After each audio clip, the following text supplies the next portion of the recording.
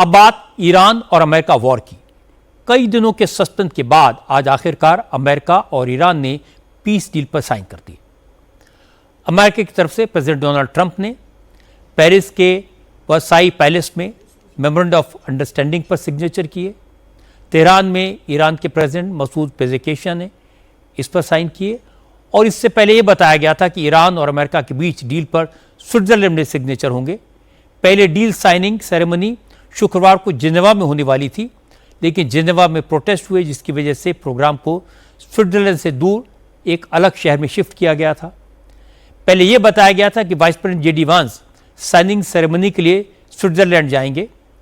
Iran की मजलिस के speaker Mohammad बागेर गलीबाफ भी स्विट्जरलैंड जाने वाले थे, लेकिन कल देर रात प्लान चेंज हुआ। अचानक अमेरिका और ईरान ने इस मेमोरेंडम की डिटेल्स जारी कर दी और फिर डोनाल्ड ट्रंप और मसूद पेजेशकियान ने पेपर पर साइन किए। इससे पहले दोनों देशों ने इस मेमोरेंडम पर डिजिटल सिग्नेचर किए थे। प्रेसिडेंट ट्रंप ने G7 समिट के लिए फ्रांस आने से पहले ही डिजिटल सिग्नेचर कर दिए थे। डील की डिटेल सामने आने के बाद अमेरिका में इसका कड़ा विरोध हो रहा है। ट्रंप के सपोर्टर्स, कई सेनेटर्स ने इस डील पर एतराज जताया।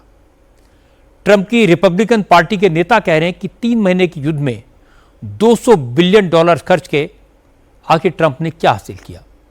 ईरान के साथ डील करके क्या फायदा हुआ? क्योंकि ईरान ने न तो अपना न्यूक्लियर प्रोग्राम पूरी तरह से बंद करने का कमिटमेंट किया है और ना ही अब तक उसकी डील में उसके वेपन ग्रेड यूरेनियम को लेकर कोई ठोस फैसला हुआ।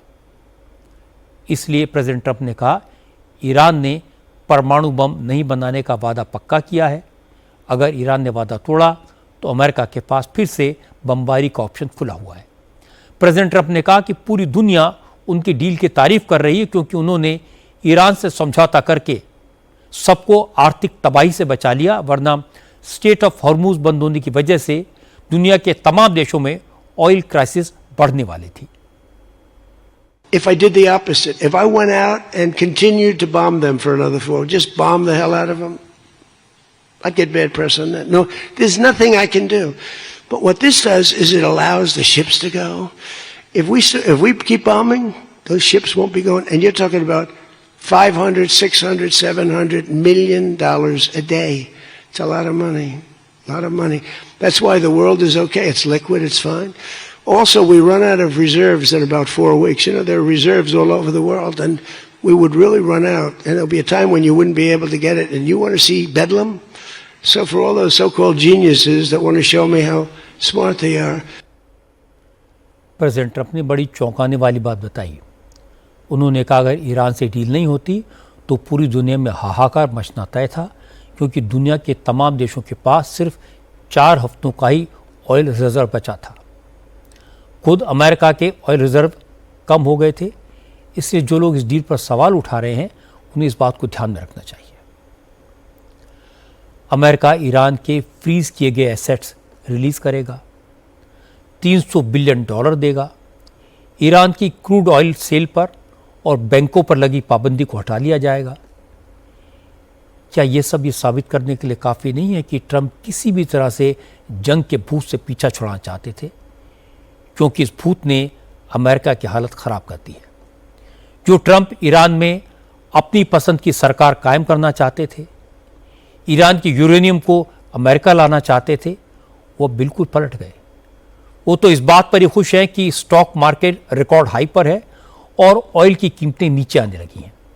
इसे कहते हैं चित भी मेरी और पट भी मेरी। मिडिल ईस्ट में जंग खत्म हो गई है, लेकिन रूस और यूक्रेन का युद्ध और तेज हो गया। आज यूक्रेन ने रूस पर एक साथ 500 से ज्यादा ड्रोन से अटैक किया। रूस की राजधानी मॉस्को समेत कई शहरों को निशाना बनाया। रूसी एयर डिफेंस ने यूक्रेन के 250 से ज्यादा ड्रोन मार गिराए, लेकिन यूक्रेन ने बड़ी संख्या में अटैक ड्रोन भेजे थे, इसलिए रूस के अलग अलग शहरों में काफी तबाही हुई। यूक्रेन का सबसे भयंकर हमला मॉस्को में हुआ, जहां कई ड्रोन्स ने मॉस्को की सरकारी ऑयल रिफाइनरी पर ताबड़तोड़ हमले किए। रूस की रिफाइनरी में भयंकर आग लग गई। यह ऑयल रिफाइनरी पूरे मॉस्को रीजन को तेल की सप्लाई करती है। पिछले एक हफ्ते में ये दूसरा मौका है जब यूक्रेन ने मॉस्को की रिफाइनरी पर अटैक किया। मॉस्को के अलावा यूक्रेन के ड्रोन्स ने रूस के कई और शहरों को भी टारगेट किया। कई ड्रोन रिहायशी इमारतों से टकराए, जिनसे बिल्डिंग्स को काफी नुकसान हुआ है। रूसी सरकार ने बताया कि यूक्रेन के हमलों की वजह से कई लोग मारे गए हैं, लेकिन एग्जैक्ट फिगर रूस ने नहीं जारी की है। यूक्रेन के हमले के जवाब में रूस ने भी ड्रोन्स और लॉन्ग रेंज बैलिस्टिक मिसाइल से अटैक किया। हालांकि यूक्रेन का दावा है कि उसने रूस के ज्यादातर ड्रोन्स और मिसाइल्स को हवा में ही मार गिराया। यूक्रेन और रूस की जंग को 4 साल से ज्यादा हो गए। दोनों का जबरदस्त नुकसान हुआ है, लाखों लोग मारे गए हैं, लेकिन न पुतिन किसी की बात सुन रहे हैं और न ज़ेलेंस्की पीछे हटने को तैयार है। इसलिए जंग कब रुकेगी कोई नहीं कह सकता।